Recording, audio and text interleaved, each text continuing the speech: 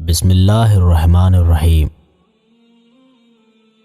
حضرت شعیب علیہ السلام کے زمانے میں ایک آدمی اکثر یہ کہتا رہتا تھا کہ مجھ سے بے شمار گناہ اور جرم سرزد ہوتے رہتے ہیں، اللہ کے کرم سے مجھے کچھ نہیں ہوتا۔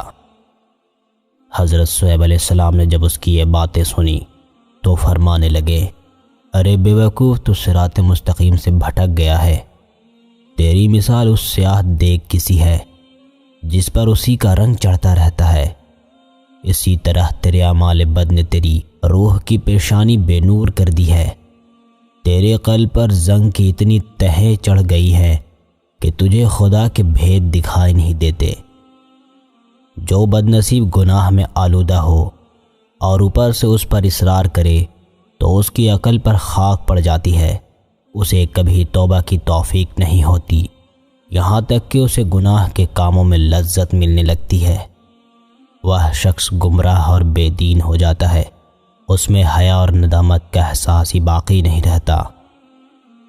حضرت شعیب علیہ السلام کی یہ باتیں سن کر اس شخص نے کہا، آپ علیہ السلام نے بجا فرمایا، لیکن یہ تو بتائیے کہ اگر اللہ تعالی میرے گناہوں کا مواخذہ کرتا ہے تو اس کی علامتیں کیا ہیں؟ بارگاہ خداوندی سے ارشاد ہوا، میں ستار العیوب ہوں، البتہ اس کی گرفت کی ایک واضح علامت یہ ہے، یہ نماز روزے کی پابندی کرتا ہے، زکوٰۃ بھی ادا کرتا ہے، لمبی لمبی دعائیں بھی مانگتا ہے اور نیک عمل بھی دکھاوے کے لیے کرتا ہے، لیکن اس کی روح کو ان عبادتوں اور نیکیوں سے ذرہ برابر بھی لذت نہیں ملتی۔ ظاہر میں اس کی عبادت اور نیکیاں خشوع و خضوع سے لبریز ہیں، لیکن باطن میں پاک نہیں۔ اس کو کسی عبادت میں بھی روحانی سکون حاصل نہیں ہوتا۔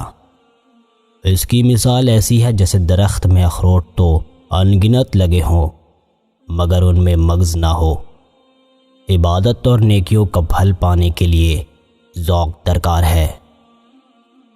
جب اس شخص کو اپنے باطن کا پتہ چلا اور اپنی روحانی بیماری معلوم ہوئی تو وہ بہت حیران اور پریشان ہوا۔